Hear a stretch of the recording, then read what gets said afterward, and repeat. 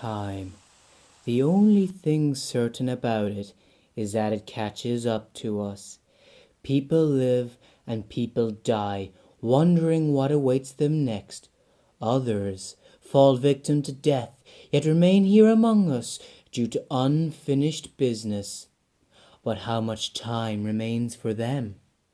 Now you look inward and realize without a shadow of a doubt that your time is almost up. It is a dark, storm-filled night, full with heavy rain. A police car is driving to a house in the suburbs. 3 cops get out and enter the house. The air almost feels sinister, and one could almost feel for themselves the pain that happened here. The cops enter the back bedroom. Blood on the walls and bed covers serve as reminders of what happened. On the bed is the brutalized corpse they've been searching for. A blonde woman in a dark green dress with her right eye missing and a smile carved into her face. Dispatch, we found her. It's even worse than we thought. There's a tape on the bed. Play it. He plays the tape. I am the one who killed Melissa Parks. I am Jeff the Killer. Breaking news. Today we are sad to report the death of one of Channel 5 News' best reporters. Melissa Parks' body was discovered in her house at Spokane today. Authorities have not made any comments other than they believe it's related to the sudden disappearance of Peter Williams. At the mortuary, Melissa's body is being examined. A man walks into the room and falls to his knees in grief. He puts his hand on the edge of the table. My dear, sweet Melissa, I'm so sorry. I wish I could have saved you. I'm sorry for your loss, Detective. I should have been here with her, but instead I was tracking down some nutcase. The name's Rodin, by the way. I'm Peter. Williams? No, afraid not. Rodin. That's such an unusual name, I must admit. You know, all her life as a reporter, she was obsessed with one fairy tale, and now it seems she got more than she bargained for. What fairy tale? Jeff, the Killer. There was a local boy. He was quite disturbed, you could say. The stories are about him. Where is he now? I would like to say he's dead, but he'll just keep throwing right back at us. Not even they want him down there. I hear it's his voice on the tape they found with Melissa. Then we're going to have to kill the bastard yet again until he gets the idea. About a week later, bodies begin to show up, all of them with their right eye missing.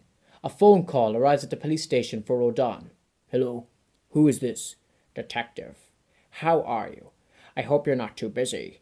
Who am I speaking to? My name is Patrick Ferguson, and I think you'll find I know a lot. I knew Melissa very briefly. She saved my life, but more importantly, I know why these murders are happening. Meet me at the graveyard in 1 hour. Rodin lowers the phone as Patrick hangs up.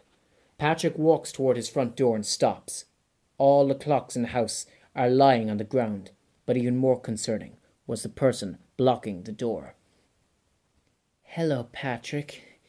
You remember me, don't you? After all, I saved your life once. Melissa, I'm too late. It got you, didn't it? Look at me and tell me what your eyes tell you. They tell me you are not who you are supposed to be. He came for me, Patrick. Death was not the embrace it should have been. All of that pain just to be reborn. You don't know what I've been through. One life ended that day. As Melissa, I was killed. As clockwork, I live. Clockwork. Our business is unfinished, Patrick. You are the only survivor, the only witness. But technically, your actions will soon serve a higher cause. What do you mean? Clockwork disappears.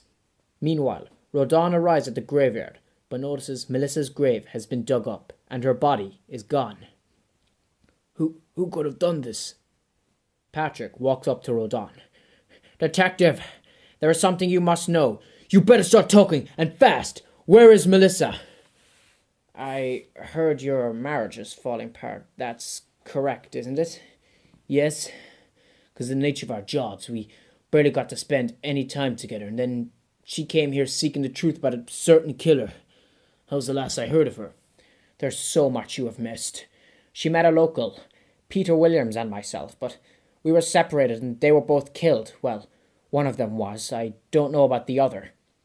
Peter Williams was reported missing, but we never found him. And I met a suspect mortician similar to him. Whatever the case, he's not important right now. Patrick looks at the grave. Your wife found what she was looking for, but I fear there is a more defective scheme at play here. As I left my house, I saw her. She lives, Rodin, but not as herself. Lies! I need the truth! The truth is this. A demon, simply called Torn Flesh, is using her for his plan, which I do not know.